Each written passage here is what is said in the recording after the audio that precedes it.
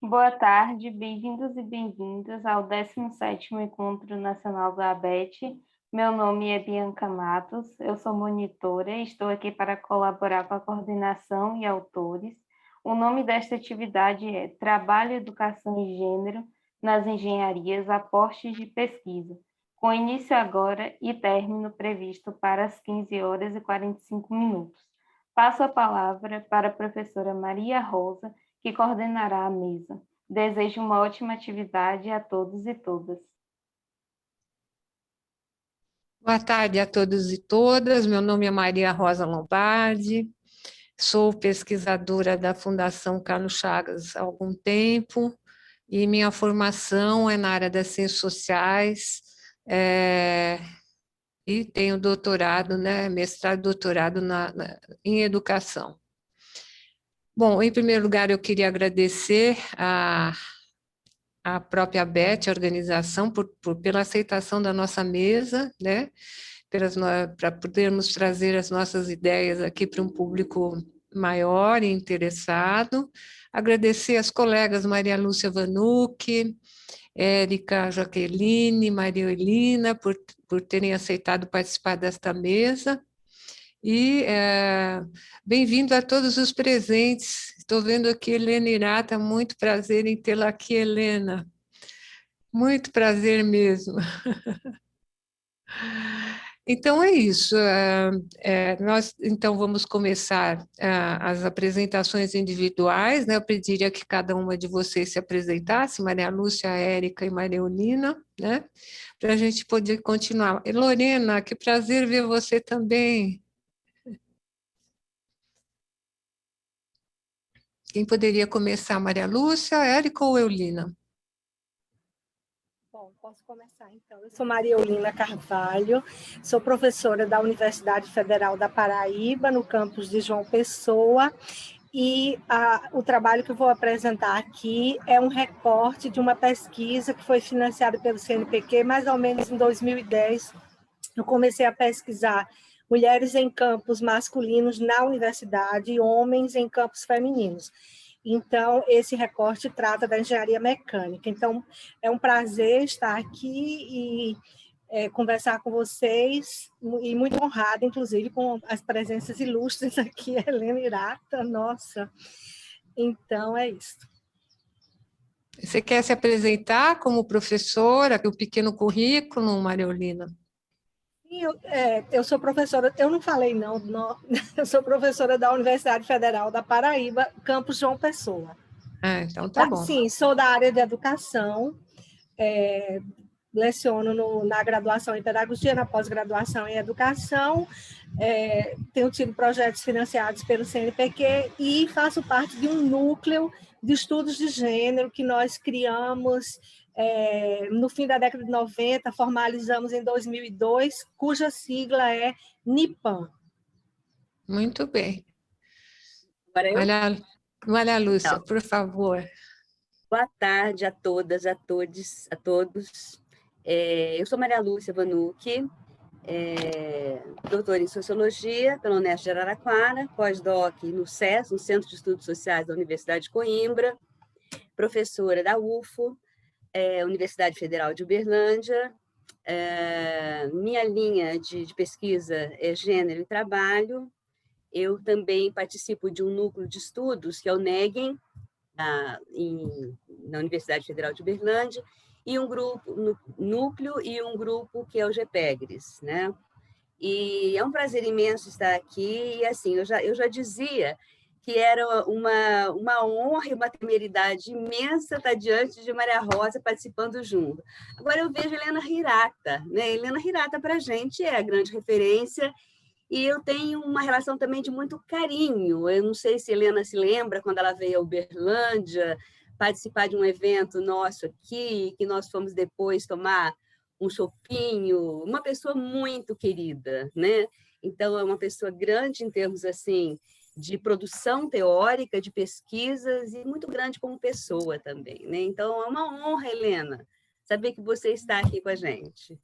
Uma honra e um desafio, tá certo?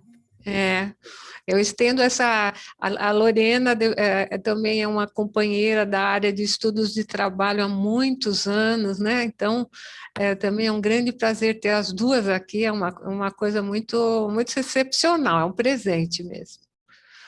Diga lá, Érica. Boa tarde a todas e todos. Gente, se vocês estão honradas, imaginem eu. Eu sou Érica Jaqueline Pinto, pedagoga, mestra e doutora na área da educação. Fui orientanda de Maria Olinda, né? Maria Lúcia e Maria Rosa estiveram na minha banca de doutorado. Vou estar apresentando aqui um resumo, né, dos resultados da tese. E estou muito honrada, muito agradecida pelo convite de compor a banca, né? E o coração está aqui, até tendo acelerado, com todas essas participações, né? Helen Irata, os livros de Helen Irata aqui, ó, atrás, compondo a minha estante. Muito obrigada. Vamos lá, né, para a nossa conversa. Muito bom. Então, a gente vai começar com a Maria Olinda. Na sequência, nós vamos ouvir a Maria Lúcia Vanucchi, que são professoras que trazem informações mais diretamente ligadas à área da educação, não que não falem também do mercado de trabalho, mas mais diretamente ligadas à educação. E, na sequência, viria a Érica, né, com a sua tese, com os seus dados, suas informações coletadas na tese de doutorado sobre as professoras, as docentes, né, do curso de Engenharia Civil no IFE da Paraíba. E eu finalizar, né, a mesa, trazendo uma reflexão que vai procurar fazer uma costura entre todas essas questões que vocês vão levantar e apresentar, e, ao mesmo tempo, comentários que eu posso trazer, que eu trago das minhas experiências nesses anos todos com pesquisas sobre as mulheres nas engenharias. Certo? Então, eu passo a palavra para a Maria Olinda.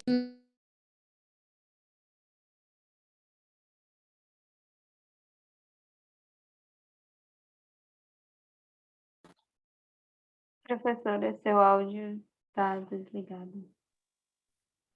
Então, na minha universidade, a Universidade Federal da Paraíba, eu comecei a levantar os números com muita dificuldade sobre professoras e estudantes, né, professores e alunos nos cursos. E os cursos mais masculinos lá da UFPB são Física, Engenharia Mecânica, os campeões, não é? Depois Matemática, Ciências da Computação. Daí eu submeti esses projetos e comecei a pesquisar as mulheres como estudantes e professoras nesse campo, que agora a gente chama Ciências Naturais, Tecnologia, Engenharias e Matemática. Em 2012, pode ir passando, Bianca, por favor. Em 2012, numa turma de engenharia mecânica, a gente estava sempre procurando acompanhar. Por acaso, entraram umas meninas conhecidas, e, a partir daí, nós nos propusemos a acompanhar a turma, não é? Então, esse recorte é um acompanhamento da turma que entrou em 2012 no curso de Engenharia Mecânica. A gente sabe que as mulheres brasileiras avançaram muito na segunda metade do século XX no acesso à educação e ao trabalho remunerado, mas nesse campo de CTEM, a inclusão tem sido mínima, ela avança a passos lentos. E a questão é por que tão poucas, essa questão requer estudos qualitativos, enfim, é o que a gente tenta fazer lá na UFPB. Pode passar, Bianca. Claro que as explicações apontam fatores sociais e ambientais, mas a própria Maria Rosa tem apontado isso, são fatores culturais e educacionais, e tem aqueles 3 princípios práticos de Bourdieu que a gente sempre lembra, né? As mulheres são associadas às funções domésticas e a funções subordinadas, e o homem é que é associado aos objetos técnicos e às máquinas. E esses princípios correspondem à segregação ocupacional e ao teto de vidro.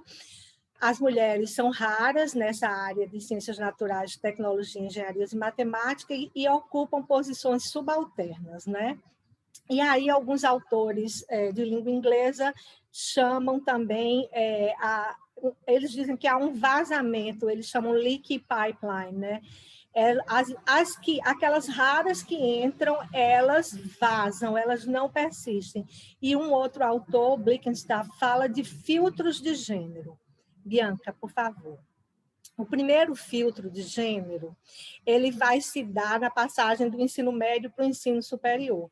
Mas são diversos fatores que desviam as meninas desde cedo dessas carreiras, não é?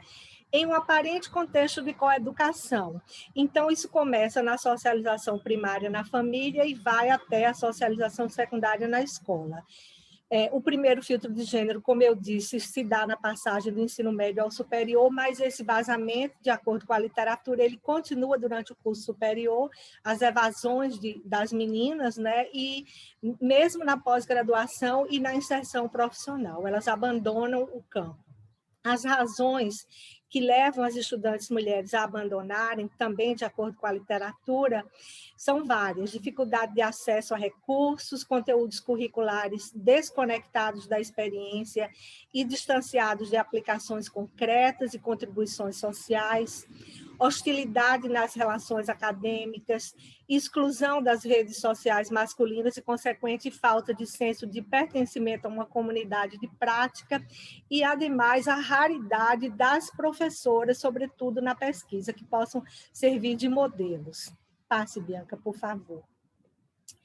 No caso das engenharias, como Maria Rosa tem apontado, essa inclusão tem sido lenta desde a década de 90, alcançando 9,3% nos cursos de engenharia mecânica e metalúrgica em 2011, de acordo com dados do INEP. A engenharia mecânica ocupa a 15ª posição nacional em número de matrículas, com um total de 132.267 discentes em 2016, segundo o Censo da Educação Superior, sendo 10,2% mulheres. Um total de 40.040 ingressantes no curso de engenharia mecânica em 2016, as mulheres perfaziam 10,5%, então está nessa faixa de 10%. Pode passar, por favor. Nessa instituição pesquisada, né, a minha universidade, as matrículas de alunas em engenharia mecânica vêm crescendo, mas continuam majoritariamente masculinas. O ingresso no curso duplicou de 6,5% na década de 1970 para 12,9% na década de 2010. Todavia, em 47 anos de existência do curso, até 2017, elas totalizaram 6% dos egressos, ou seja, a gente graduou 72 engenheiras mecânicas em 47 anos. E, atualmente, o curso conta, é o número da matrícula ativa deste ano, conta com 566 matrículas, sendo 491 alunos e 75 alunas. Então, elas são 13% da matrícula ativa. Enfim, a gente vai mostrar aí um gráfico, a conclusão tarda, demora muito nesse curso. Em 2020, ingressaram 16 mulheres para 84 homens, situando-se em 10% a entrada feminina. Então, o número é mais ou menos esse. Por favor, Bianca. Então, eu vou mostrar um gráfico a seguir, não vai dar para ver muito bem, mas, enfim, ele resume os números de matriculados hoje por ano de ingresso ao longo da última década, possibilitando visualizar que, pelo menos para 55 homens e 5 mulheres, que são 8,3%, ingressantes de 2010 a 2014, a conclusão ultrapassa os 5 anos. E dos ingressantes em 2015, daí em diante, que também já está ultrapassando os 5 anos, 84% de discentes homens e 16% de mulheres ainda não concluíram o curso.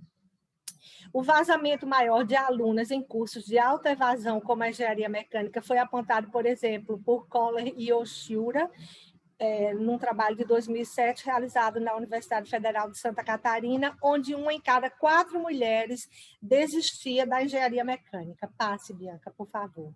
Então, aí, nesse gráfico aí, o amarelo são as matrículas masculinas e esse roxinho, as matrículas femininas. Então, a gente ainda tem gente de 2010 que ainda não graduou, não é?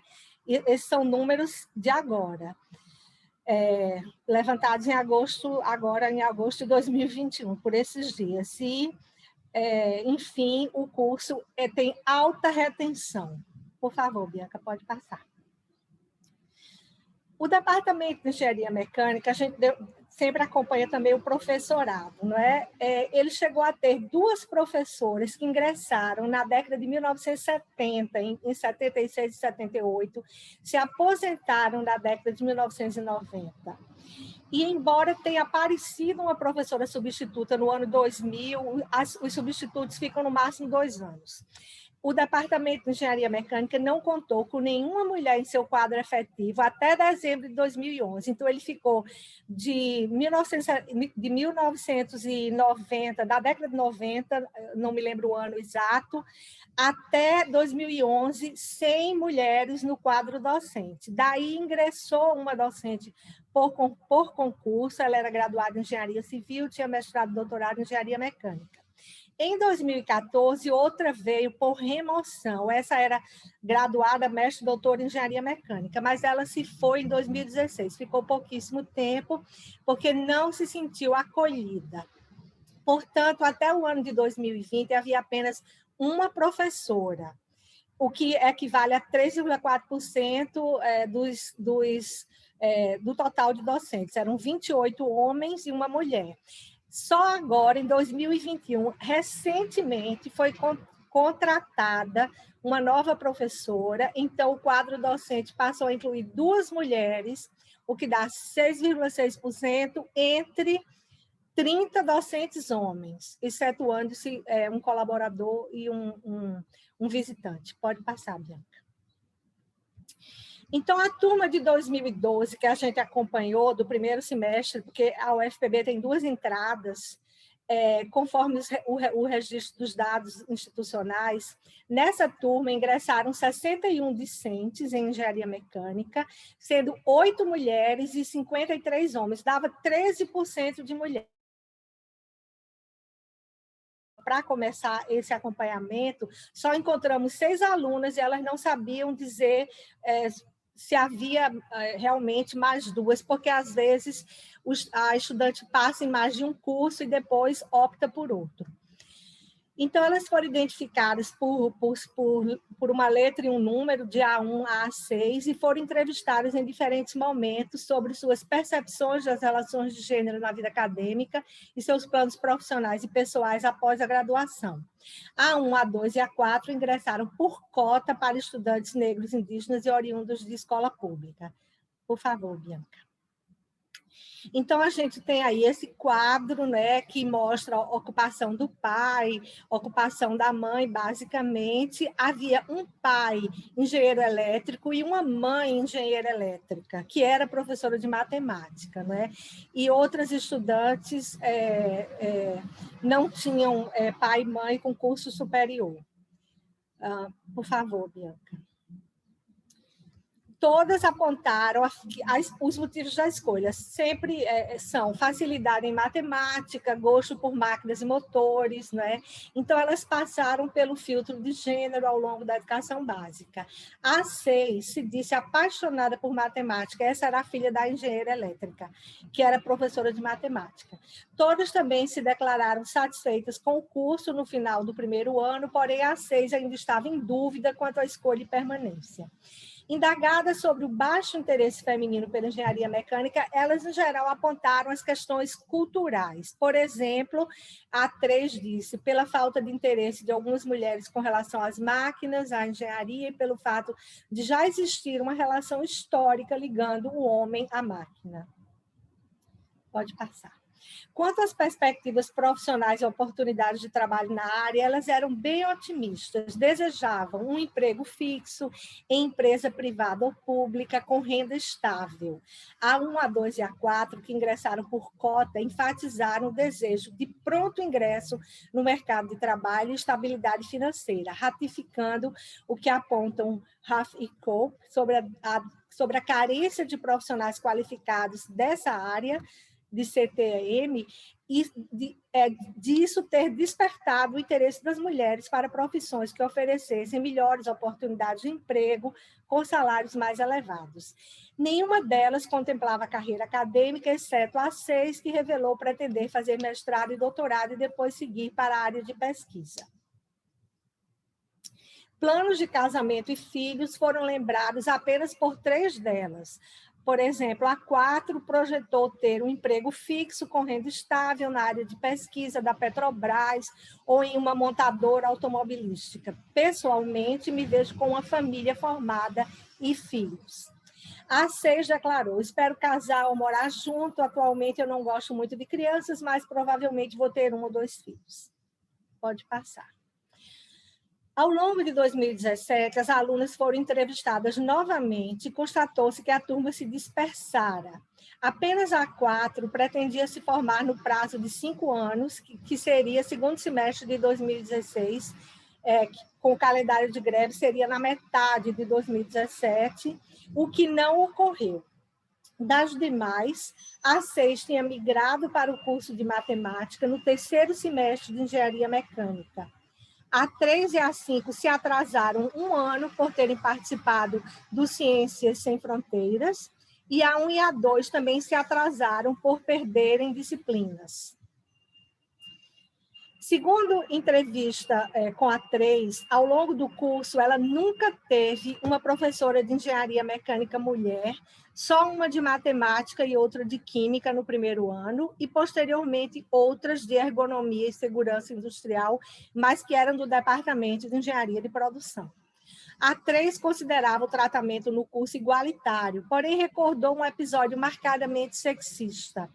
No período passado, a gente foi apresentar um trabalho, justamente nós 4, um grupo só de mulheres, a gente tirou a nota máxima, 9,5. Foi aí que os meninos falaram que o professor estava babando a gente, sabe? Ele é um professor bem bruto, bem grosso.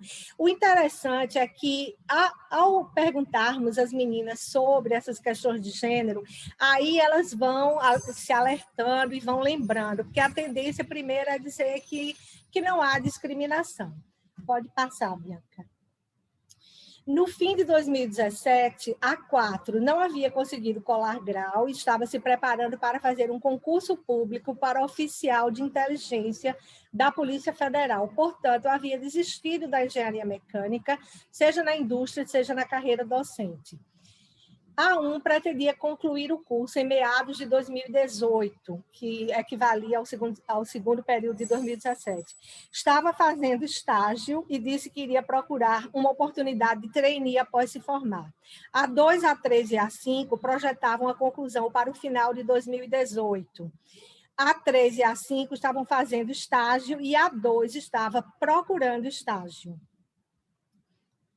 Pode passar, Bianca. A 6, a que havia abandonado a engenharia mecânica e migrado para a matemática, informou não ter concluído o curso ao ser entrevistada aos 23 anos, em setembro de 2017, por e-mail. Ela não concluiu matemática. E aí ela contou que transferi curso para a Unicamp, por ser a melhor universidade do Brasil em matemática. Fiz um ano feliz, consegui bolsa FAPESP de iniciação científica e intercâmbio para a França, mas acabei pegando asco do curso. No 3º semestre do curso, já não aguentava mais um ambiente castrador e mudei do bacharelado para a licenciatura. Fiz a parte da pedagogia e gostei, mas quando tive que voltar para os tópicos e para as matérias, professores, professores, ambiente de matemática, não aguentei mais e larguei o curso. O meu tempo terminou, Bianca. Posso correr e fechar? A 6, não, pode passar esse slide.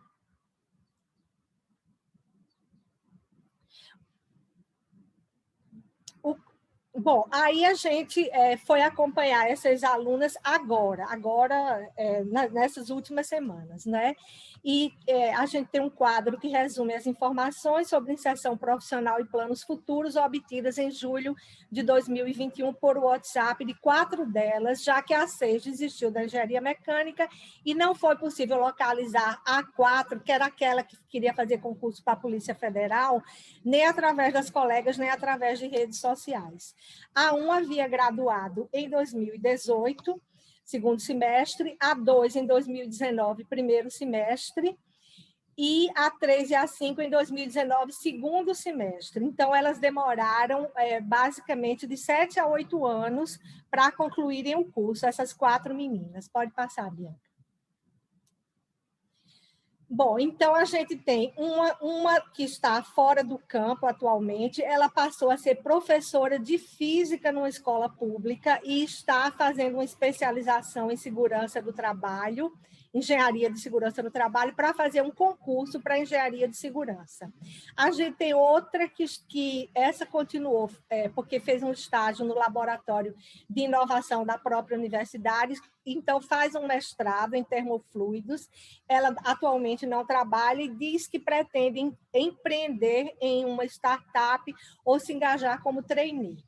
Outra fez estágio em indústrias de plástico e termoelétrica, faz um mestrado atualmente na Unicamp em geração de energia e está fazendo um bico, um trabalho como autônoma em uma empresa de projetos de cogeração.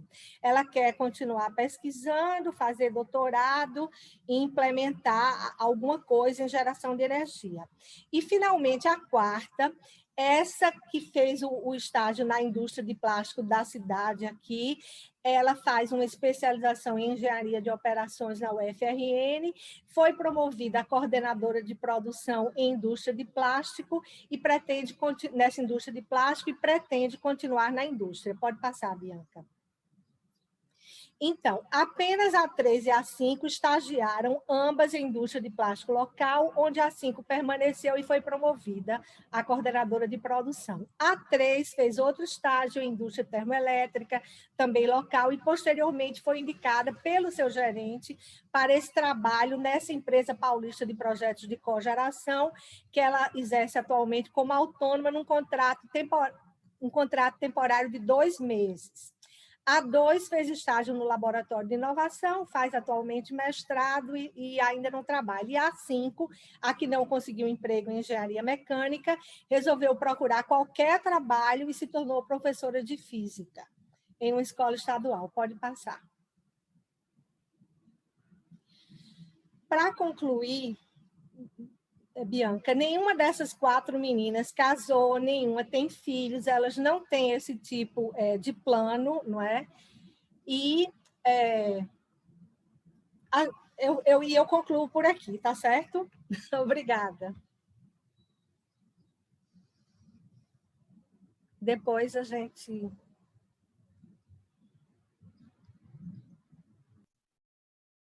Obrigada, Eulina, pela exposição da pesquisa. Maria Lúcia. Eu tô aqui meio agoniada, levantando, olhando, que tem uma construção aqui do lado e que chegou assim uma espécie de guindaste, está fazendo uma barulheira. Como é que está aí o som para vocês? Dá para tocar? Ai, eu já estava pensando colocar a Érica primeiro ou eu mudar de lugar, sabe? Mas se qualquer coisa vocês falam, tá bom? Bom, eu já cumprimentei, né? Eu quero, na pessoa da Patrícia Trópia, né, minha colega de UFO, agradecer, né, a toda a comissão organizadora, né, desse evento de fôlego, né, e de suma importância nesse momento, esse triste momento de Brasil, né, mais do que nunca é preciso a gente estar debatendo, né, todos esses processos, né, marcadamente de precarização que está assolando o trabalho, o mundo do trabalho, principalmente no Brasil, e agradecer, né, ter aceitado essa proposta nossa, que permite esse diálogo, inclusive assim, na companhia de Helena Hirata, volto a pontuar. E, bom, e de início eu quero ressaltar a importância de pesquisas empíricas, que elas vão buscar nos espaços laborais específicos dados, informações que ilustram as reflexões teóricas, as elaborações teóricas, seja no sentido assim de ratificar, de confirmar, seja no sentido de se confrontar, de contradizer aquilo que a gente está pensando, né? E principalmente a questão dos dois princípios organizadores da divisão sexual do trabalho, né? A separação e a hierarquização, né? Que Kierkegaard, Hirata tanto falam. A separação no sentido, assim, de tarefas, de trabalhos considerados femininos ou mais femininos, e os masculinos ou mais masculinos, né? E a hierarquização, onde estiverem mulheres, homens, né? Cis, trans, os homens, né? Cis, hétero, melhor posicionados, né? Em termos de cargos, em termos salariais, ou seja, falamos das segregações horizontal e vertical, né, presentes aí na divisão sexual do trabalho e atravessada pelas construções de gênero nas relações sociais. Essas pesquisas empíricas, elas permitem mapear tanto mudanças, avanços, que eu acredito, principalmente aos movimentos, às lutas de mulheres e os movimentos feministas, né? Então, nós estamos falando aqui nessa mesa em mulheres na engenharia. Nós estamos falando em um avanço. Muito com mais propriedade, Maria Rosa pode colocar o marco de entrada de mulheres na engenharia, mas numa profissão, numa área de formação profundamente masculinizada, né? Entendida como não apropriada às mulheres. Então, nós falamos de avanço, né? Falamos de que nós temos que comemorar, celebrar. Agora, nós precisamos ficar atentos também para as permanências nas mudanças, né? Então, eu cito aqui o Bourdieu, um trechinho da dominação masculina, que ele vai falar: as mudanças visíveis de condições ocultam, de fato, ou aí pode ocultar, a permanência nas posições relativas. A igualização de oportunidades de acesso e índices de representação não deve mascarar as desigualdades que persistem na distribuição entre os diferentes níveis escolares e, simultaneamente, entre as carreiras possíveis. Fecho aspas, tá? Então, pensar nos avanços e nas possíveis permanências em novas roupagens, né? Às vezes escancaradas, às vezes sutis, né? E no espaço laboral da engenharia, perguntar que posição as mulheres que nele adentram têm? Uma posição de poder, de ponta, de subordinação, né? Então, essas pesquisas, elas ajudam a pensar, né? A perceber como que isso está no cotidiano, né? Na vivência concreta acontecendo. Então, a professora Eulina trouxe, né? Da engenharia mecânica, né? Na UFPB, mostrando assim os vazamentos e as dificuldades de inserção profissional, né? A professora Érica também vai trazer elementos da carreira da engenharia civil na UFPB, e eu trago aqui algumas informações, alguns dados de uma pesquisa. Por favor, Bianca, poderia passar? É um recorte de uma pesquisa que, em andamento, intitulada Representações Sociais das Identidades Profissionais de Gênero por Estudantes de Pedagogia e Engenharia Civil, um estudo comparativo da Universidade Federal da Paraíba e da Universidade Federal de Uberlândia, né? Então, 2 grupos de estudos, GPEGs e GEDs, que se juntaram, então, fazendo essa pesquisa com apoio financeiro, né, do CNPq, na chamada de 2018, final de 2018. Por favor, pode passar. Então, eu quero também ressaltar aqui a participação e a contribuição da Maiane, que está presente, e que ela fez assim, um primoroso trabalho de organização, de agregar os dados a partir de 6 eixos de análise, 6 eixos analíticos que nós definimos, que é o perfil socioeconômico e demográfico, o perfil escolar acadêmico, vivências, experiências acadêmicas, representações sociais, perspectivas profissionais e planos de futuro, e associação e núcleos de sentido. Então, o que a gente pensou? Em pesquisar comparativamente estudantes, graduandos dos cursos de pedagogia e de engenharia civil dos 2 campi, né? Do campus Santa Mônica, da Universidade Federal de Uberlândia, e do campus 1, né, Eulina? Da Universidade Federal da Paraíba. Então, de início, a nossa pesquisa começa já no finalzinho de 18, começo de 19, e o primeiro dado que nós pegamos, que era o último, de 2017, nós verificamos que nas duas instituições federais de ensino superior, um quantitativo muito semelhante de mulheres e de homens na engenharia civil. Arredondando 27,73, podemos arredondar para 1/4 de mulheres e 3/4 de homens, né? Na pedagogia, proporções diferentes nas duas instituições de ensino federal, né? Na Universidade Federal da Paraíba, mais homens, 26, quer dizer, mais homens relativamente à UFO, né? Mantinha essa proporção de 1/4 de homens e 3/4 de mulheres, e nós, na UFO, menos ainda, né? 12% de homens na pedagogia. Mas nós não vamos falar da pedagogia agora, o recorte que foi feito, já que essa mesa é uma mesa de mulheres na engenharia, relações de gênero no campo da engenharia, então nós vamos pegar só esse recorte. Por favor, Bianca.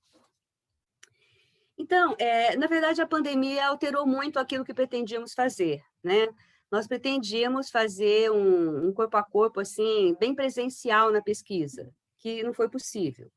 Então, nós optamos por fazer questionários pelo Google Forms, né?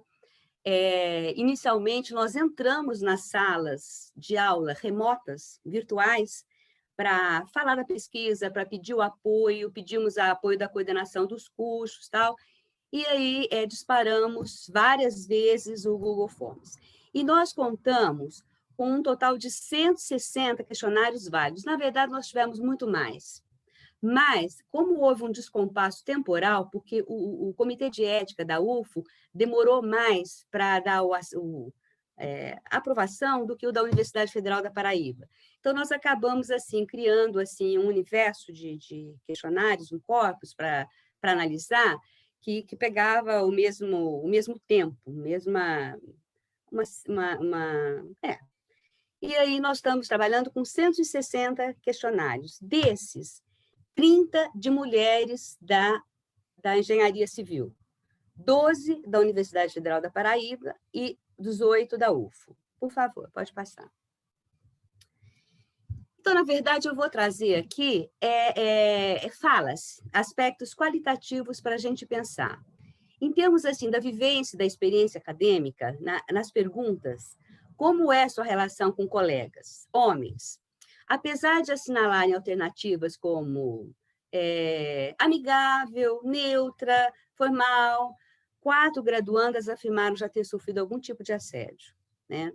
Relação com colegas mulheres, nenhum registro de assédio, mas eu quero pontuar aqui que um respondente do sexo masculino de orientação homossexual, ele registrou ter sofrido assédio de colega mulher, certo?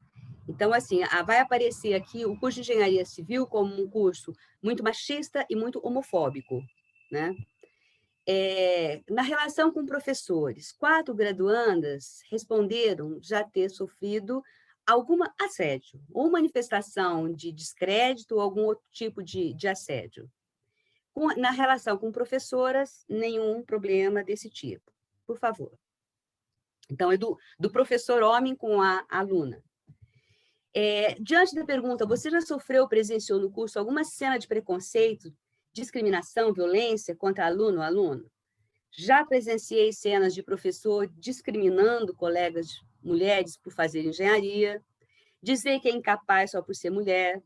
Cenas de homofobia são frequentes e tratadas com normalidade por muitos, assédio moral de professores homens para com alunas, desqualificação da mulher enquanto engenheira civil ou visando a formação professor de matéria do curso elogiando alunas e oferecendo pontos de forma a assediar, negociando nota, né?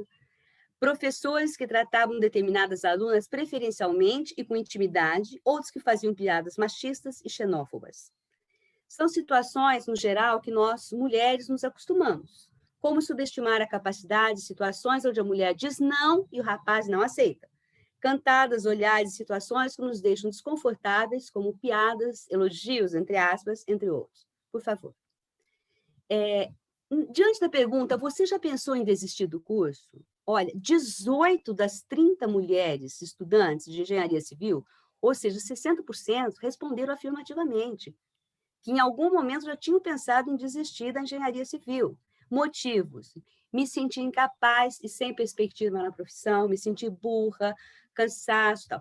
Isso daqui me faz lembrar também do Bourdieu, na dominação masculina, quando ele fala da learned helplessness, ou a impotência aprendida ou adquirida, né? Que há todo um processo de socialização para que a mulher acredite menos em si própria, né?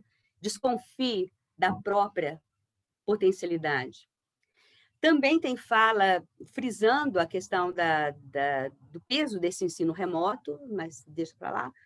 Professores que não dão a mínima para os alunos, ter atrasado no curso e ter aula com turmas diferentes, e não conseguir enturmar, psicológico abalado, falta de perspectiva no mercado de trabalho e a existência de um machismo absurdo na área da civil.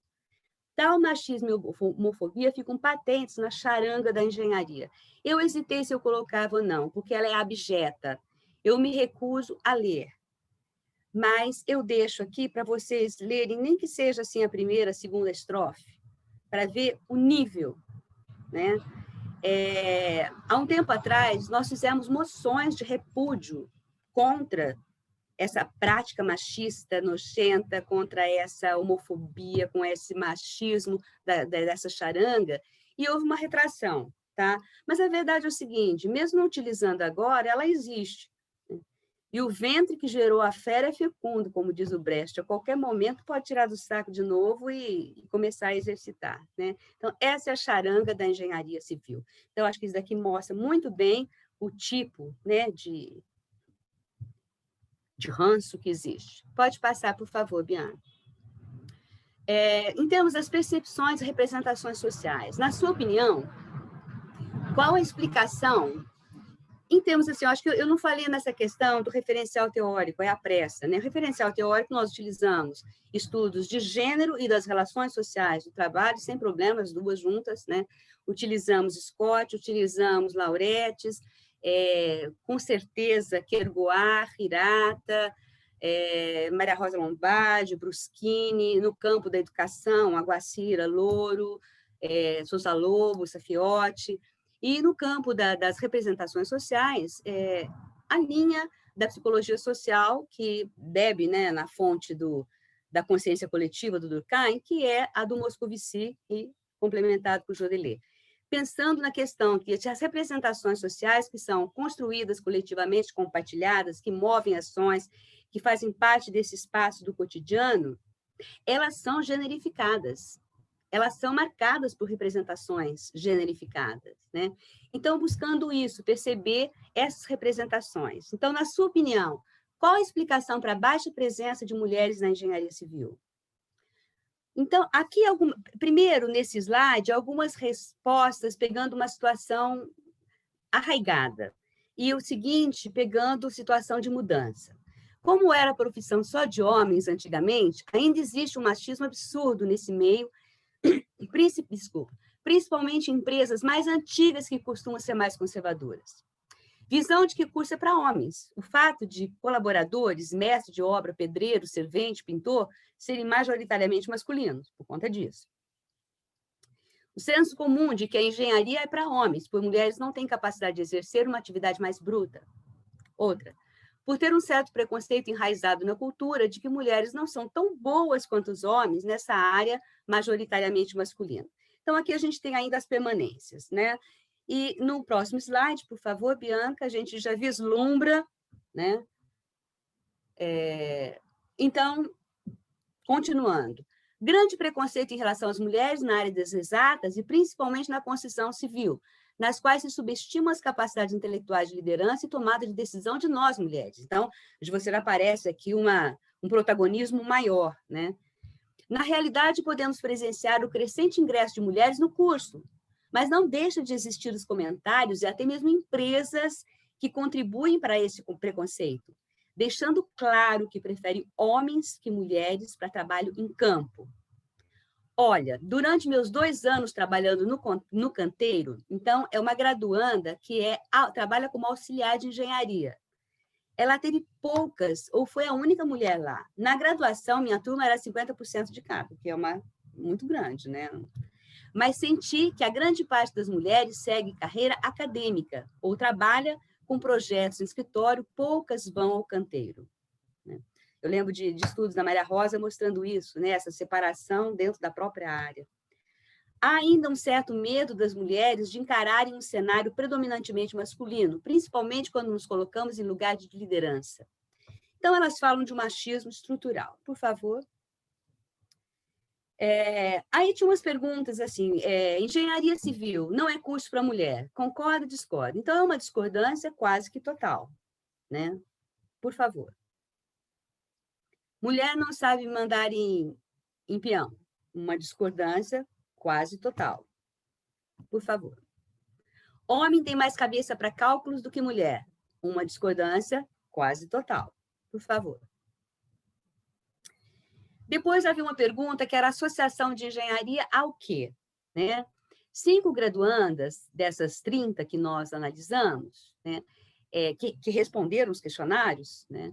Então, 5 colocavam a associação a cálculos, a criatividade, essa área assim, da própria ciência. 8 colocavam a questão em termos de mercado de trabalho, da profissão. E 17 associavam a construção, mas assim, a construção em 2 veios, construção de obras, de edificações e construções de sonhos, de um outro mundo, de um mundo melhor. Por favor. Pode passar. Planos e perspectivas. Então, aparece o seguinte, aparece um desejo de imediatamente, pós-graduada, formada, já buscar inserção no mercado de trabalho e crescer profissionalmente na própria área para a qual foi formada. Mas revelam também, imediatamente, mais a médio prazo, prosseguir nos estudos. E em nível de pós-graduação, seja especialização, seja mestrado, seja doutorado, e colocam, quiçá, para construir uma carreira acadêmica. Então, de imediato, mercado de trabalho. Mas não está fora do cenário, do horizonte, a continuidade dos estudos para, inclusive, tentar a carreira acadêmica, né? E apenas 4 falaram, explicitaram o desejo de constituir família. Só 4 das 30. Mas frisando que não seria abrindo mão da carreira. Então, a gente percebe essa mudança, assim, significativa. Eu acho que eu estou no meu tempo, não estou? Não passei, não, né? Está dando? Eu acho o seguinte, é um trabalho em andamento, eu falei até para Maria Rosa, Maria Rosa, a nossa contribuição vai ser modesta. Por quê?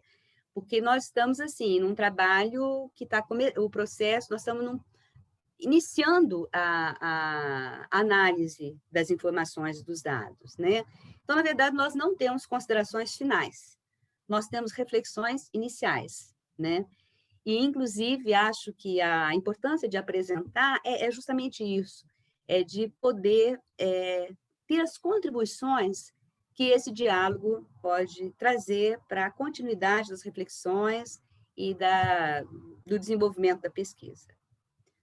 Agradecemos. Agradecemos no plural, porque, na verdade, esse trabalho é um trabalho coletivo, né? É um trabalho de integrantes de 2 grupos de estudos de gênero. Tá bom? Muito obrigada.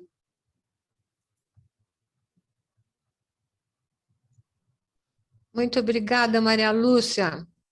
E eu queria enfatizar aqui a questão que o fato de estar se tratando de uma pesquisa em andamento ou de um número pequeno de entrevistados, tanto no caso da Eulina como da Maria Lúcia, eu não vejo importância nisso, na medida em que as conclusões que vocês chegam, as falas que vocês trazem, elas convergem, né, com outros estudos maiores que a gente tem feito, eu tenho tido a oportunidade de fazer, que a Érica também teve a oportunidade de fazer no seu doutorado, e com toda a bibliografia internacional.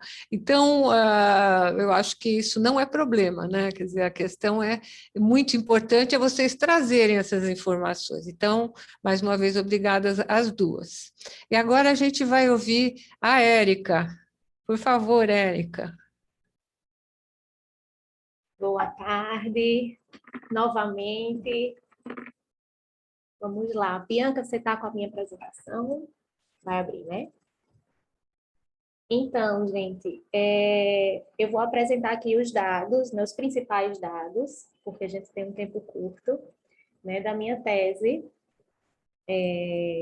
inclusive orientada pela professora Eulina, que já apresentou, e que Maria Rosa e Malu estiveram presentes na banca.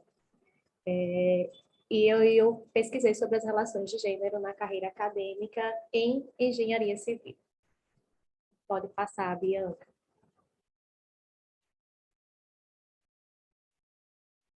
Então, a tese teve o objetivo de analisar como as relações de gênero podem condicionar a carreira do magistério superior de mulheres do curso de engenharia civil de uma instituição federal de ensino superior nordestina, né? Então, a tese, ela teve andamento desde 2016 até 2019, certo? A tese era, mesmo com ingresso e progressão na carreira acadêmica em uma instituição federal de ensino superior, né, seja um processo igualitário, né, sem distinção por sexo, por concurso público, a carreira docente das mulheres do curso de engenharia civil é dificultada por dois motivos. Primeiro, a socialização de gênero, né, que naturaliza as desigualdades a partir das diferenças sexuais. Opa! Certo? E também pela cultura androcêntrica que as outras professoras falaram, né? Existe uma cultura machista, né, androcêntrica dentro da própria ciência e principalmente na engenharia civil, por ser um curso, né, majoritariamente masculino, né, nascido, né, por homens. Vou passar, Bianca. E aí, esse foi o nosso percurso metodológico, a gente teve um cuidado muito grande com essa metodologia, né? Primeiramente, fomos ao CIGA. Quem não conhece o CIGA é um sistema, né, dentro das universidades que tem todos os dados, tanto de docentes quanto de discentes. E aí pegamos a quantidade de professoras e professores que tinha no departamento de engenharia civil, tá? O nome aí é DECA, porque na universidade onde foi feita a pesquisa, o curso de engenharia civil está associado ao curso de engenharia ambiental. Na verdade, os dois cursos estão dentro do mesmo departamento. E aí, esses números, eles, ao longo de 2016 até 2019, eles foram sendo atualizados porque novas professoras foram entrando no departamento e a gente teve esse cuidado de ir atualizando os dados. Ao final, né, dos dados que a gente estipulou, 11 de 6 de 2019, tinham 10 mulheres e 32 homens, certo? Feita essa primeira etapa, na segunda etapa, a gente foi para análise dos currículos Lattes. E aí a gente também estipulou uma data, porque o currículo Lattes está sendo alimentado constantemente pelas próprias professoras e professores, né? Então, a gente teve que estipular uma data para que todos eles fossem analisados com datados, né? Depois dessa segunda etapa, a terceira etapa foi a seleção de docentes para análise comparativa, né? A gente fez uma análise comparativa entre homens e mulheres. Bianca, você pode passar e depois retornar para esse slide, por favor? Pronto, obrigada. Os critérios para a escolha desses sujeitos, dessa análise comparativa, né, homens e mulheres, foi o ano de ingresso no Magistério Superior Federal aproximado, né, vínculo de trabalho permanente, regime de dedicação exclusiva, e integrar o programa de pós-graduação, porque a gente considerou que, estando no programa de pós-graduação, haveria mais envolvimento com a pesquisa.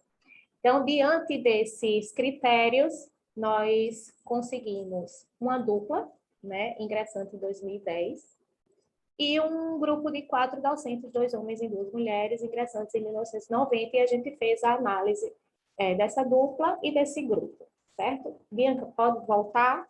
Obrigada. Feito isso, a gente fez a análise de gênero, né, que seguiu os princípios de poder universitário e poder científico sobre a trajetória e espaço, né, da academia, segundo Bourdieu, né, o poder universitário, o poder associado às questões administrativas, né, de gerência, né? E o poder científico, a própria pesquisa, né? As publicações e tal. Depois dessa análise de currículo, né, comparativa, a gente fez as entrevistas que, né, com as 10 professoras totais, né, as 10 mulheres do departamento e 3 homens esses que participaram da análise comparativa. Pode passar, Bianca. Obrigada. Então, a carreira acadêmica das professoras diante dessa análise comparativa dos currículos e das entrevistas, né? A gente constatou que existe realmente a divisão sexual do trabalho, né? Tanto no princípio de separação e hierarquização, ou seja, o departamento é majoritariamente masculino, né? Só são 10 mulheres, né, frente a 32 homens, e essas mulheres, inclusive, são mulheres recentes no departamento.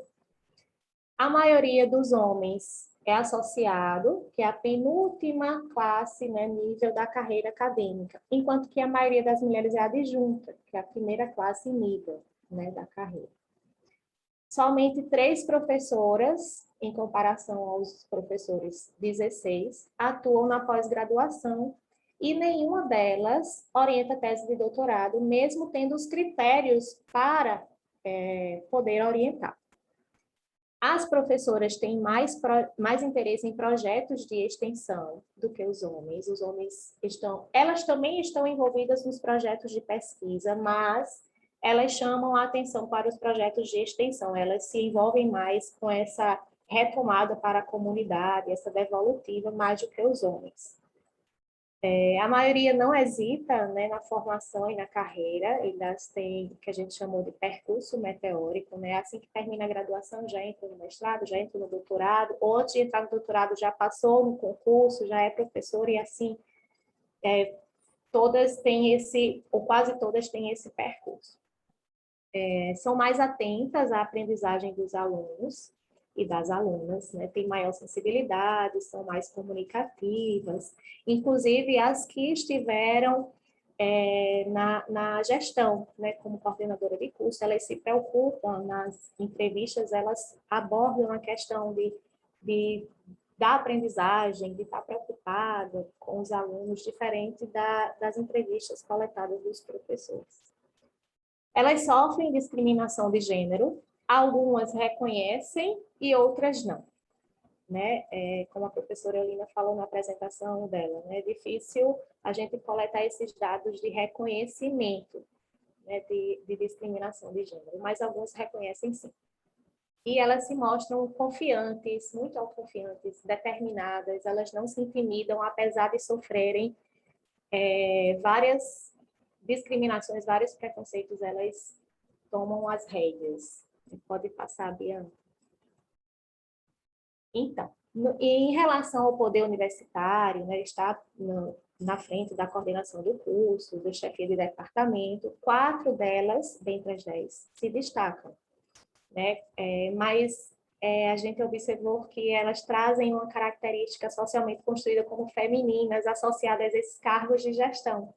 Né, falam da capacidade de se relacionar, da importância de se relacionar bem, né, com os demais para estar ocupando esses locais, né, de poder universitário, o cuidado com o outro, com o alunado, a organização e a existência do processo de cooptação entre as professoras, né, que é algo já observado, assim, já existe muito entre os homens, né, que esse processo de eu estou no poder e eu chamo outros homens, né, para estar comigo. E isso tem acontecido entre elas no departamento, né?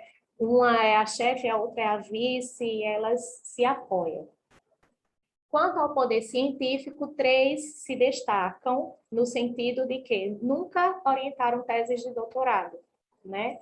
Das 10, essas 3, apesar de estarem na pós-graduação, elas nunca orientaram tese de doutorado. E nem são bolsistas de produtividade CNPq. Tem menos produções em periódicos do que os homens. Pode passar, Bianca. E aí, quando a gente foi para as entrevistas, a gente consegue coletar melhor, né, esses dados mais qualitativos, né, e principalmente esses dados com relação às questões de gênero, e a gente encontra 3 grandes eixos né, que afloraram, né, diante das respostas, que é enfrentar os estereótipos de gênero, preconceito e discriminação. O outro, conciliar carreira e maternidade, isso foi muito forte. E a outra, provar competência. Pode passar, porque daqui a pouco está acabando meu tempo. Então, enfrentar estereótipos de gênero, preconceito e discriminação. O primeiro exemplo, né, uma fala delas, né? Ou você enfrenta eles feito homem, ou então a coisa não vai fluir, porque muita sutileza, muita delicadeza não funciona, não te levam a sério. Então, eu acho que na engenharia civil a mulher tem que ser mulher, mas tem que ser mais firme para se mostrar mesmo, não cair nessa questão de sexo frágil. Ela tem que ter personalidade mais firme, a engenharia exige que sejamos mais firmes. O segundo exemplo, eu acho que no fato de ser mulher tem que ser, o fato de ser mulher tem que ser mais forte, sabe? Porque a tentativa de intimidação é constante. É o falar mais alto, é o intimidar pela voz. Já fui muitas vezes taxada de autoritária. Às vezes eu posso até parecer, né? Mas eu sempre tentei ser ponderada. Mas tem questões que realmente você tem que se impor. Pode passar, Bianca. Conciliar a carreira e maternidade, tem vários exemplos, eu trouxe alguns. Né? Uma professora só aumenta, nesse caso foi coletado esse dado na análise comparativa dos currículos, né? Uma professora só aumenta a produção científica em periódicos quando os filhos estão já grandes, 6, 4 anos, e ressalta a insatisfação do marido e dos filhos sobre sua dedicação às atividades profissionais, enquanto sua dupla, na análise comparativa, não sofreu queda de produtividade mesmo tendo filhos. Na verdade, o homem nem toca, nem fala, né, sobre os filhos, apesar de ter. Uma outra fala é um período que a gente acaba parando, a pesquisa para, eu não conseguia me concentrar, não conseguia produzir. Depois de um tempo é que a gente retoma, mas não é na mesma velocidade. Quando eu fiz o concurso da IFES na banca, eram 3 homens. Eles perguntaram, você mora onde? É casada, tem filhos? Foi aí que senti a pressão de ser mulher, porque para homem tudo isso se resolve. Hoje, se fosse a mesma coisa, eu nem responderia. Só que eu estava ali sendo avaliada, me submetendo a entrar, mas também, quando eu saí aos prantos. Pode passar. E a questão de provar competência, né? As mulheres dentro da engenharia, elas precisam sempre tendo que provar que são capazes para estar naquele campo, né? Para poder serem validadas, né? Eu vou ler o segundo relato, porque o meu tempo já está acabando, né? Eu acho que quando a gente entra tendo que mostrar que é boa, que é diferente. A gente já entra com preconceito. E até você conseguir quebrar esse preconceito, agora é um mercado que dá para entrar. Toda mulher em qualquer mercado vai sofrer isso. Então, a gente tem que ter a postura de ser firme, de ser segura naquilo que você quer. Pode passar, Bianca.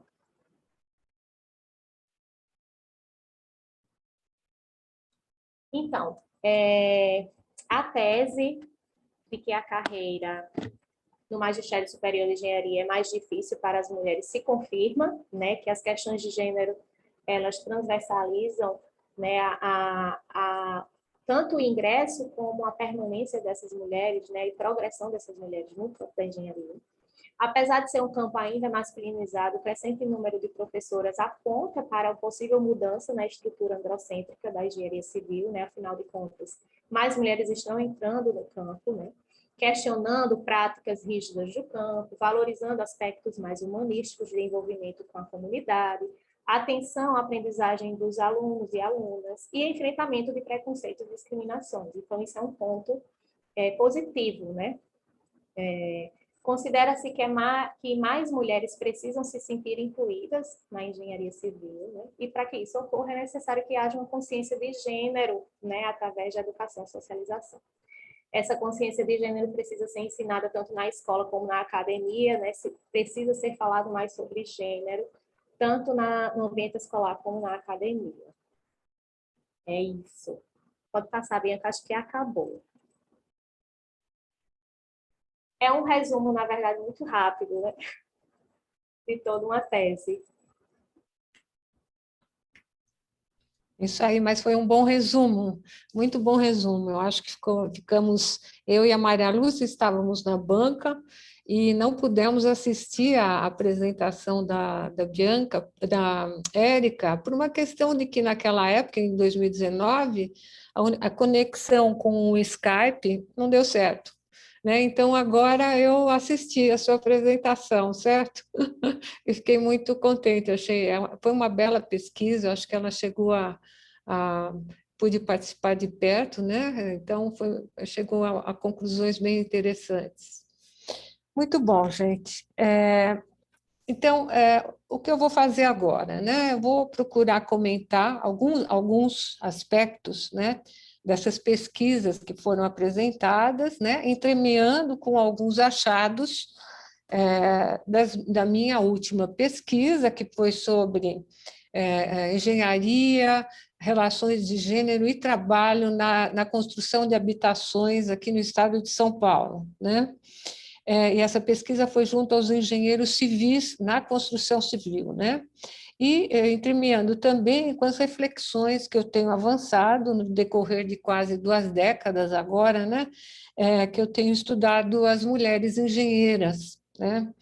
A sua formação e principalmente as suas carreiras no mercado de trabalho. Então, vai ser um misto, né, de comentários e também reflexões. Naturalmente, não vou abordar todos os pontos, só alguns que eu selecionei, e o resto a gente vai deixar para o debate dessa plateia muito qualificada.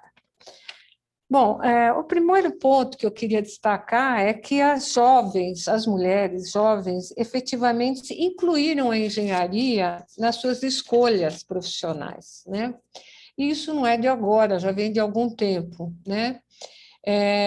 E não só as especializações mais feminizadas da engenharia, que, em princípio, são a civil, a produção, a química, né? Como sempre foram, e algumas outras novas modalidades, como sanitária, ambiental, mas também elas incluíram nas suas perspectivas profissionais aquelas especialidades de engenharia que não são tão feminizadas, ao contrário, como o caso da mecânica, da computação, da elétrica e da naval, né?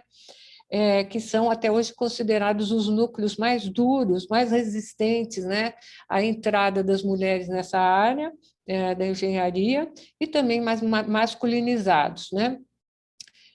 Como a Eulina mostra, quer dizer, a engenharia mecânica do IFES, da Paraíba, né, agradou apenas 72 mulheres em 47 anos de existência, né? E teve apenas 10% dos ingressantes em 2020 como mulheres, né?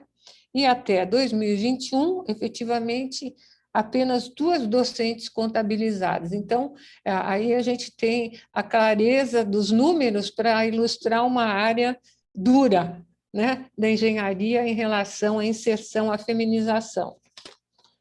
Um outro ponto que eu gostaria de levantar é que a carreira acadêmica, né, em instituições públicas, sobretudo, né, vem sendo buscada pelas engenheiras, como você mostrou, Érica, né, como as entrevistadas de Eulina também pretendem fazer, né? Também, e essa busca também é em função das segregações que elas sofrem no mercado de trabalho, certo? Segregações horizontais entre as áreas, né, da própria engenharia e também verticais, né? Ou, como diz a Eulina, né, os filtros de gênero, né? Dentro da sua especialidade, né? Lembrando que cada uma das especialidades da engenharia é um mundo em si, né? Tem as suas próprias regras, seus próprios códigos profissionais, então são muito diferentes entre si também, né? Então não é à toa que 4, né, das 5 formandas da engenharia mecânica que a Eulina pesquisou estão fazendo mestrado, né? Também uma falta de oportunidade no mercado de trabalho, né? Em princípio, nessa carreira, né, se tenderia a acreditar, né, que a seleção ela é mais amigável para as mulheres, porque a seleção seria mais transparente, pelo menos no momento de ingresso, e de fato né? Pelo menos a parte, digamos assim, mais quantificável, né, da seleção, porque nas entrevistas tudo pode acontecer, né, gente? porque são feitas por concurso público. Evidentemente, né, um número maior ou menor de docentes em dada especialidade guarda relação com a feminização atingida naquela especialidade, né? A Érica nos informa, por exemplo, que no mesmo IFES, né, onde existe o curso de engenharia mecânica que a Eulina pesquisou, né, no curso de engenharia civil, recentemente, né, em 19, estavam ativos 10 professoras e 32 professores, né? Comparando com a mecânica, a gente já vê, digamos assim, uma maior capilaridade, uma maior possibilidade de inserção feminina na engenharia civil. E ela é, em si mesma, uma engenharia muito procurada por homens e mulheres, até porque ela é bastante flexível, né? Ela permite que o profissional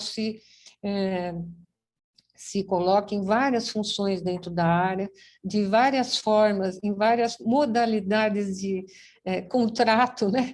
Um trabalho formal e informal, enfim, PJs, né? Então, e além do que, ela engloba algumas das especialidades mais atuais, como, por exemplo, a sanitária e a própria ambiental, né? Onde as mulheres entraram assim brilhantemente, né? São bastante feminizadas essas subespecialidades, digamos assim, né? Então, ela é, em si, uma modalidade muito procurada da engenharia, até porque ela foi tradicionalmente a primeira, né, engenharia civil. Uma outra coisa, né? Quer dizer, muito bem, há a tentativa de procurar nichos mais amigáveis dentro da engenharia para trabalhar, né? Como é o caso da academia. Mas as docentes, elas vão encontrar, assim como todas as engenheiras, entraves nas carreiras, como vocês mostraram, né? Como, sobretudo, a Érica mostrou, né? Os entraves no percurso, que são o que também é dito chamado na literatura de labirinto de vidro, né? E também na ascensão hierárquica, que todo mundo já conhece a expressão, é o teto de vidro, né? Devidas às discriminações de gênero, né? São entraves devidos a essas discriminações gerais de gênero, né? Então, desde a etapa dos estágios, né? Durante a graduação ou logo depois dela, né? Estágios que são considerados decisivos na engenharia, né? Sobretudo em algumas especialidades, né? E são decisivos para a própria carreira futura, né? Esses estágios, né? Como a própria Eulina captou na entrevista que ela fez, quer dizer, não estão disponíveis para todos, né? Ou para as mulheres, mais especificamente, né? Novamente, né, cada uma das especialidades de engenharia tem as suas peculiaridades.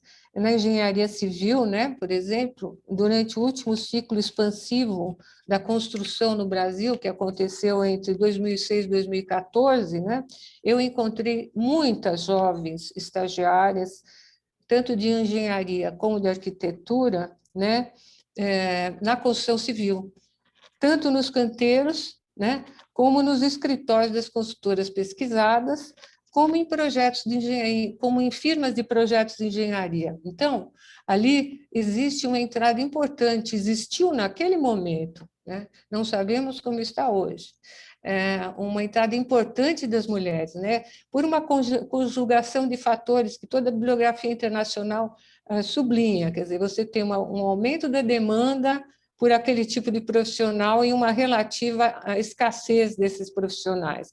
Você tem, no caso, moças e mulheres prontas e interessadas em trabalhar na área, né? E, no caso da construção civil do Brasil, quer dizer, também muitas inovações tecnológicas foram introduzidas, um grau de segurança no trabalho muito importante foi introduzido, tudo isso foram condições que chamaram as moças para a área, né? Propiciando naquele momento uma importante feminização, pelo menos na base, né? Na base do estágio, né? Isso não vai se perpetuar daí para frente, mas elas entraram e quiseram entrar, né? Por causa dessas condições favoráveis também, né? Então, eu encontrei também muitas mulheres técnicas, jovens, técnicas de segurança no trabalho nas construtoras, que é uma função exigida atualmente até em função do programa de qualidade e produtividade da construção civil, né? Que todas as obras de construtores de determinado porte tenham que ter técnicas de segurança em seus canteiros, né? Técnicos, mas eu encontrei técnicas, a grande maioria era mulher, né? Então, isso mostra, né, que elas estavam bastante determinadas a entrar na área, né? A entrar na área, a fazer os estágios, a percorrer as carreiras, as etapas necessárias para se legitimarem como engenheiras.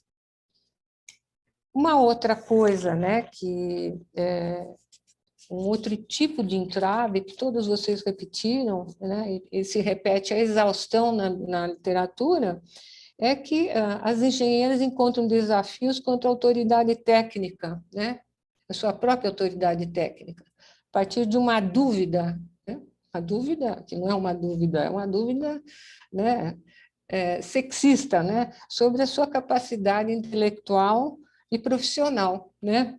Então, a Érica nos conta da necessidade que as docentes têm de provar sua capacidade constantemente, né? E então, isso acontece em qualquer, digamos, nicho do mercado de trabalho, né?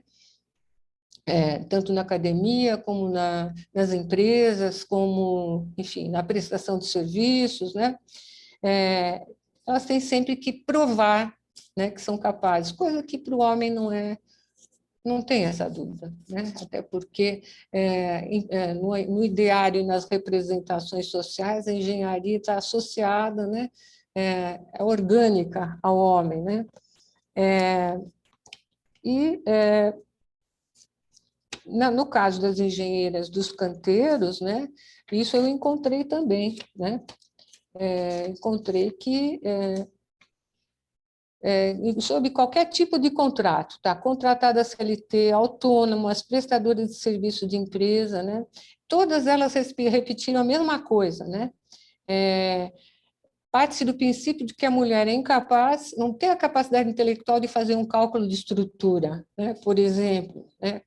Tão bem quanto um engenheiro.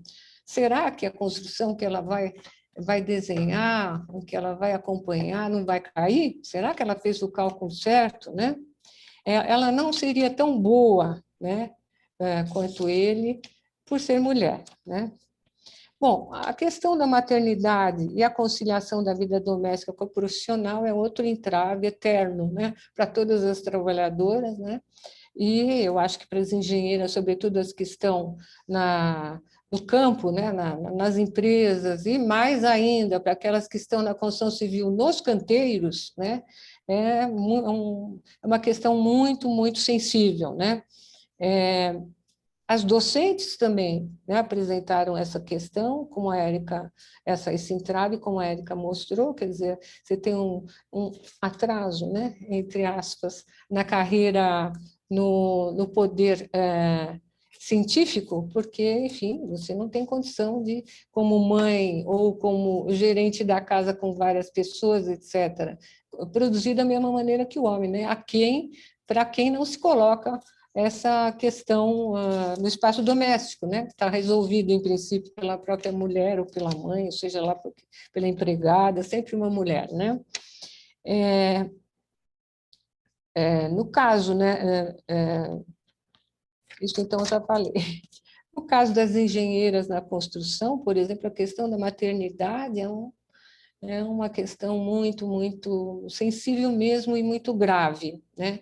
Elas costumam trabalhar nos canteiros até praticamente dar à luz, né? Dias antes de dar à luz, né? E elas voltam imediatamente depois. Está tão entranhado nelas que enfim, a maternidade é uma limitação, entre aspas, feminina na área, né? Que ela chegou a dizer que a licença maternidade não se aplica a nós, né?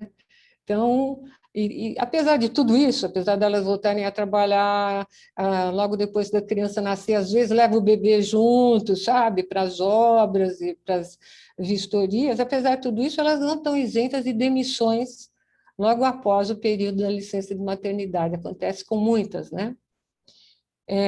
Um outro entrave é a eterna resistência ao comando das mulheres, né? O comando feminino, seja por parte das equipes de trabalhadores, né? Os peões, seja por parte dos mestres encarregados, ou pelos colegas engenheiros, chefes e gerentes de engenharia, né? Há uma resistência, né? A presença das mulheres na chefia, né, dos departamentos de engenharia, por exemplo, das construtoras. Também, no caso das chefias do departamento de engenharia acadêmica, como a Érica contou, quer dizer, digamos, a evolução, né, a ascensão feminina aos postos de chefia, de departamento, ou no caso gerente de engenharia das construtoras, é sempre vista como uma possibilidade, digamos assim, um pouco prejudicada, porque não se sabe bem o que virá. A ideia é essa, né? Então, são limitações concretas, né? Bastante concretas, né? Que se apresenta no mercado de trabalho, a ascensão profissional das engenheiras em todas as possibilidades de carreira, em todos os nichos, né? E, finalmente, né, eu queria aqui voltar um pouco à questão dos currículos, a escola, as escolas de engenharia, né, e se os currículos, e a questão das representações sociais, né, se os currículos eles são contextos de construção da identidade, da subjetividade, como afirmou Eulina no texto que ela nos trouxe, né? E se as escolas de engenharia são a porta de entrada para a socialização profissional, como tão bem explora o Claude Dubar, né? No caso específico da engenharia civil, um achado importante da minha pesquisa foi, da minha última pesquisa na construção, né? Foi justamente que o assédio moral, né, é um dos elementos constitutivos dessa identidade profissional. Isso é muito importante, muito grave, né?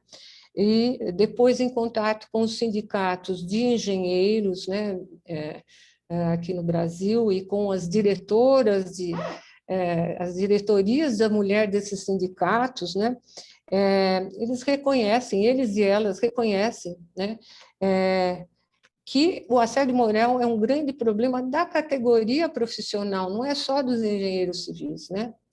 Como é que isso se expressa? Bom,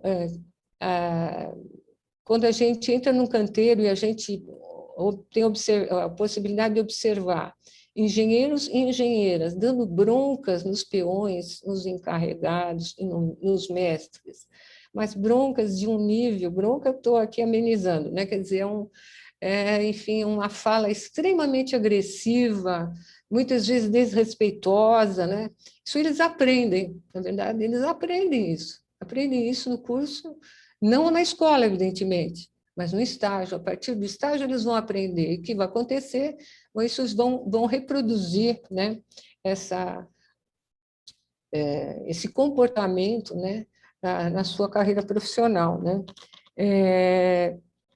Enfim, o assédio moral é uma coisa que é um aspecto que acaba contribuindo para, digamos assim, a dificuldade da feminização dessa área também, né? Porque, ao se tratar de mulheres, o assédio moral ele vem ainda recheado de todos os estereótipos de gênero, né? E se torna ainda bastante mais, digamos assim, incisivo, né? A ponto de muitas pessoas, muitas delas desistirem da área, saírem de canteiros, procurarem outro tipo de inserção, né? Contratual, para não sofrerem esse tipo de discriminação.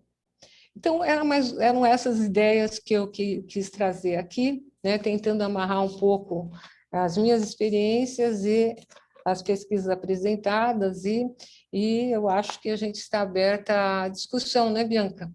Não sei como é que você vai querer fazer, se as pessoas mandam perguntas no chat.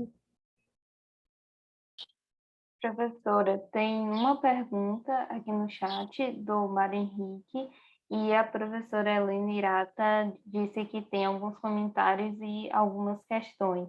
A gente está completando 15 minutos restantes para até o tempo de finalização da mesa, e aí passo a palavra para a senhora para fazer a mediação. Sim, tem aqui a professora Lorena que levantou o dedo também, né? Então, pela ordem, a gente teria o Mário Henrique, é isso? Não, Isso, posso Mário ler a Henrique, pergunta. por favor. Ótima mesa, agradeço e parabenizo aos três palestrantes.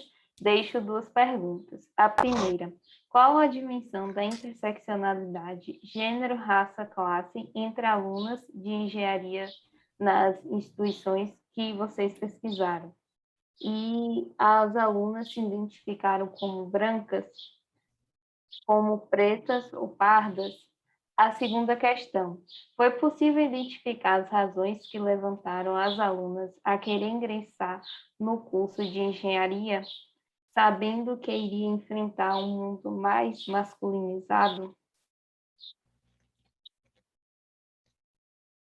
Bom, eu não sei como fazemos, acho melhor responder uma a uma, né?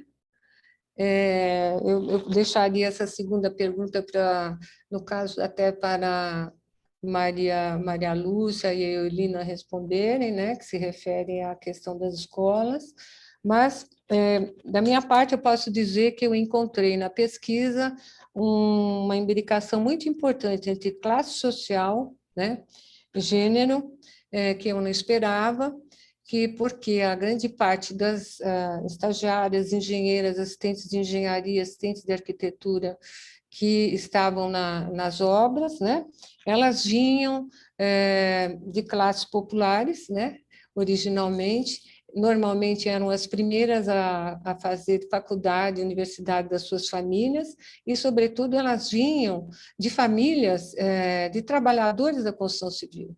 Então, ali tem um recorte muito claro de classe, né, de gênero e de qualificação, né?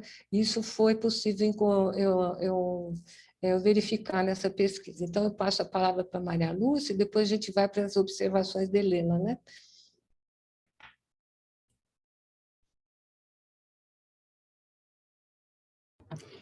Então, com relação a essa questão, por que procurar um curso que é marcadamente masculino, essa parte aqui eram questões fechadas, eram alternativas fechadas. Então, apareceu predominantemente um sonho pessoal, um desejo pessoal, a expectativa de mercado de trabalho e influências ou familiares ou influências de alguma pessoa mais próxima que é engenheiro, mas assim, o que mais aparece é a questão de um sonho, um desejo pessoal, porque eram questões fechadas, então não eram questões assim que a pessoa poderia falar mais de uma forma mais aberta. Agora, inclusive agora, essa pergunta, né, eu acho que é uma falha, eu deveria ter feito esse levantamento com a questão racial, e eu não trouxe aqui. E até eu estava abrindo de novo o formulário, eu não estou aqui com o percentual, mas está muito misturado, porque foi colocado assim os critérios do IBGE, né, branca, parda, preta, tal. Então, assim, eu precisaria, eu posso até, depois das outras perguntas, voltar trazendo esse percentual, tá? Mas Tá em bom. termos, assim, da opção, por que o curso? Pergunta fechada. E o que predomina é isso, um sonho, um desejo pessoal. Perfeito, Maria Lúcia. A gente está com pouco tempo, né, Bianca? Então, a gente passaria direto para a Helena e depois para a Lorena. Dado que tem muito pouco tempo, eu vou restringir as minhas observações. Eu acho que realmente a mesa foi excelente, acho que as 4 exposições deram muito, muito material para discussão, e eu acho que enriquece toda a hipótese da Maria Rosa Lombardi sobre a bipolarização do emprego feminino, quer dizer, de que maneira em certas profissões essa bipolarização se dá ainda de maneira bastante restrita. O exemplo da engenharia mecânica, não se falou em engenharia metalúrgica, mas também é um outro ramo da engenharia onde há muito pouca participação, digamos, da mão de obra feminina. Então, acho que é muito interessante, porque o conjunto das observações que vocês fizeram nas 4 falas dão matéria para essa análise, esse aprofundamento da discussão sobre a bipolarização do emprego feminino, analisado pela Maria Rosa. Eu queria fazer uma observação que me parece que é muito interessante, que nas três falas apareceu que as mulheres estão na engenharia, mas elas não casam, não têm filhos, há muita relação entre o fato de não ter filhos ou de não casar e estar trabalhando nessa área da engenharia, e os homens, evidentemente, os homens engenheiros, diferentemente dessas mulheres, eles não sacrificam a vida de casal, os filhos, etc. Eu acho que esse é um ponto importante para a gente aprofundar. As duas questões que eu tinha, uma é uma questão que o Mário Henrique abordou, quer dizer, a questão do porquê escolheu a engenharia, qual a importância do mercado de trabalho, do emprego, etc., na escolha da engenharia. Acho que não foi formulado nesses termos, e não sei se é uma pergunta respondível pelas pesquisas que foram feitas por vocês, mas me parece muito interessante, muito importante pensar por que dessa escolha da engenharia. E a segunda questão e última é qual é a influência familiar, quer dizer, será que o que faziam os pais, o pai, sobretudo a mãe, acho que só a Maria Eulina mencionou essa relação entre a profissão dos pais e a escolha da engenharia. Não sei se as outras pesquisas poderiam responder também sobre essa questão. Só. Obrigada. Lorena, você quer fazer a sua questão? A gente eu queria pedir para a Lorena fazer a questão dela, e aí a gente responde em bloco, né? Diga, Maria Lúcia, antes da Lorena, por favor, você queria falar? Muito pertinente essa colocação que a Helena fez, agradeço a contribuição, mas, assim, essa pesquisa, por enquanto, ela está no formulário. O nosso projeto é ir para entrevistas, né? Então, inicialmente, essas perguntas, essas alternativas fechadas, não permitem ainda ter essa visão. Mas no passo seguinte, que são as entrevistas semi-estruturadas, que estão previstas, aí sim nós vamos poder explorar o que te trouxe aqui, o que você busca aqui, nesse campo tão cheio de barreiras, de padrões masculinos. Tá? Então, é uma segunda etapa da pesquisa. Obrigada, Helena. Lorena.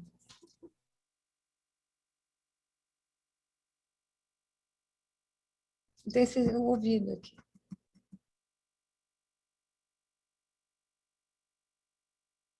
Eu não estou ouvindo você.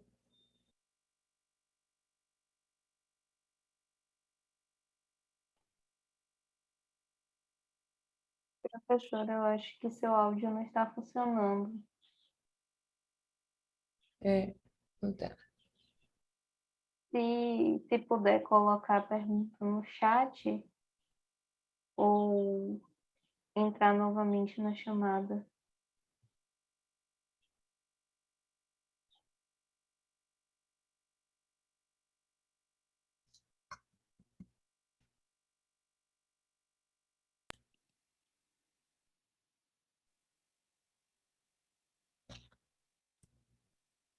Tem uma outra questão da Gabriela Rocha para todos, né?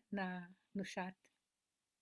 Isso, posso ler a pergunta da Gabriela, e a professora Lorena, ela pode formular a questão no chat ou tentar novamente entrar na chamada. Bianca, por favor, passa essa mensagem para a Lorena no chat, porque ela não está nos ouvindo. Né? Você está ouvindo? Você está ouvindo. Mas a gente não você. Bom, então, Lorena, vamos fazer o seguinte, vamos para a questão seguinte, quem sabe nesse ínterim, né, você consegue, tá? Diga, qual que é a última? da Gabriela. Como foi dito pela professora Maria Olinda, devido às questões culturais sexistas, as mulheres tendem a ter uma escolha natural por profissões intensivas em tarefas sociais, levando em consideração os avanços das políticas industriais que vêm ocorrendo pelo mundo, a chamada indústria 4.0, em que provocam a intensificação da automatização dos pontos de trabalho. As pesquisas da OECD e OIT apontam uma preocupação para o futuro das mulheres justamente devido à segregação ocupacional por gênero. Embora o Brasil esteja atrasado na corrida tecnológica, fator histórico, o país é um dos principais destinos de investimentos estrangeiros diretos e investimentos em novas áreas, o que facilita a transferência de conhecimento e tecnologia. Nesse contexto, vocês acreditam que isso pode provocar um aumento de ingresso nos cursos de engenharia por parte das mulheres? Como vocês veem o futuro do trabalho das mulheres no Brasil?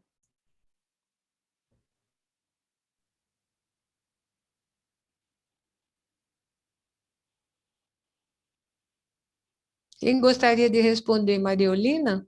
Posso. Olha só, eu sei que essas empresas, né, assim, mais internacionais, elas estão no planeta 50-50. Elas estão com política de gênero. Agora, o problema da gente no Brasil é que isso não avança na escola. A gente não tem professora de matemática, a gente não tem projetos para atrair mais meninas. A gente começou com aqueles 2 editais do CNPq, meninas e mulheres nas engenharias, computação e tal, né? Mas isso parou em 2018, foram 2 editais somente. Então, como que essas meninas vão se qualificar como engenheiras, enfim, para concorrerem a esses empregos que vão dar mais oportunidades para as mulheres, porque estão antenados com essas políticas supranacionais, se a escola não estimula, então poucas meninas continuam desejando e procurando esses cursos masculinos, né? Então, essa era a questão de Gabriela. No nosso pequeno grupo de 6 meninas, como é que é o nome? Mário Henrique, né? Perguntou sobre a questão das interseções de classe, raça e tal. A gente tinha 3 meninas que eram brancas, autodeclaradas, 2 se autodeclararam pardas e uma se autodeclarou negra. Eu até fiquei procurando saber se aquela que não se enturmou, porque ficou essa turminha de 4. Se essa que não se enturmou, ela era parda, por exemplo, mas uma parda ficou na turminha de 4, por exemplo, né? Então, elas se enturmaram independentemente de origem, porque no quadro que eu apresentei super rápido, tinha algumas meninas que eram mais classe média, mas o pai era comerciante informal, a mãe, ela disse desempregada. Outra, o pai era motorista, a mãe era técnica de enfermagem. Outras já tinham pai e mãe professor da educação básica. Tinha uma menina com pai engenheiro elétrico e uma menina com mãe engenheira elétrica, não é? Então, assim, elas se enturmaram, brancas, pardas, e inclusive essa que se declarou negra, não é? E uma se dispersou. Eu tentei saber se elas se agrupavam mais por identidade de classe ou por questões desse tipo, mas parece que não, mas é um grupo muito pequeno, né, para concluir assim qualquer coisa. Agora, vocês falando, eu também me lembro que nessa pesquisa, onde entrevistei todos esses estagiários, estagiárias, auxiliares de engenharia, né, que tinham como origem trabalhadores da construção civil, predominava a cor parda, né, também. Isso é digamos, um dos integrantes da interseccionalidade que eu verifiquei ali, né, quer dizer, além deles virem de uma camada social mais baixa, vinham de um grupo que tinha uma habituação muito importante com a construção civil, né? Muitos tinham esse fenótipo pardo, digamos, mais pardo, né? E muitos eram a primeira vez, a primeira, digamos assim, geração, né, que estava estudando um curso num curso universitário, e no caso das pessoas que eu entrevistei, elas trabalhavam durante o dia, tá, para parar a faculdade à noite. Então, é um grupo bastante peculiar, né, de trabalhadores. No interior, alunos de uma universidade, uma faculdade que a gente não poderia dizer que seja de ponta, né, mas que estava cumprindo o seu papel ali. Por isso eles valorizavam tanto também o estágio, né, porque digamos, seria a oportunidade de aprender na prática a sua profissão perto de casa, né, também. A Lorena ficou de mandar uma pergunta pelo chat, eu não sei se você conseguiu, Lorena. Nós não estamos vendo a pergunta aqui. Você está vendo, Bianca? Não, não foi ainda enviado. Ela não pode abrir o microfone? Ela está com problema? Eu acho que ela está com o microfone aberto, né? Está com o microfone aberto? Tá. Tá? Ah, então é algum outro problema. E você não conseguiu mandar para a gente pelo chat? Ela mandou, Bianca. Não, mas não chegou. Nós não estamos vendo aqui, não. Infelizmente, Lorena. Infelizmente. Um prazer muito grande ter todos os assistentes a essa mesa conosco durante essas 2 horas. Estou vendo aqui a Darcilene, que eu também conheço. Prazer em revê-la, Darcilene. Prazer enorme ter a Lorena aqui, apesar de a gente não ter podido responder a sua pergunta. Enorme de ver a Helena e de todas as colegas que contribuem para essa mesa. Mais uma vez, obrigada à organização da ABET, né? E obrigada a todos presentes. Não sei se você vai encerrar, Bianca.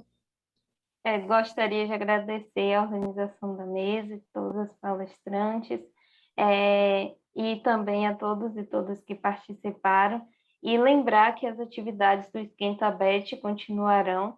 A seguir, teremos as mesas, porque a redução da jornada é uma condição para enfrentar os problemas do trabalho na atualidade e a saúde dos trabalhadores e trabalhadoras, e a crise no mundo do trabalho em tempos de pandemia da Covid-19. Estão todos e todas convidadas a participar. Até já!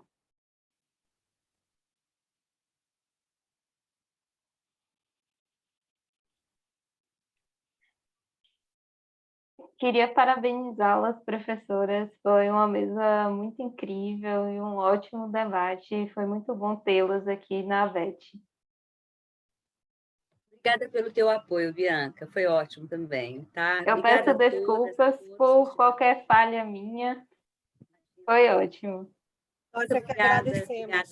Obrigada, Bianca. Obrigada a todas. Tchau. Tchau, tchau.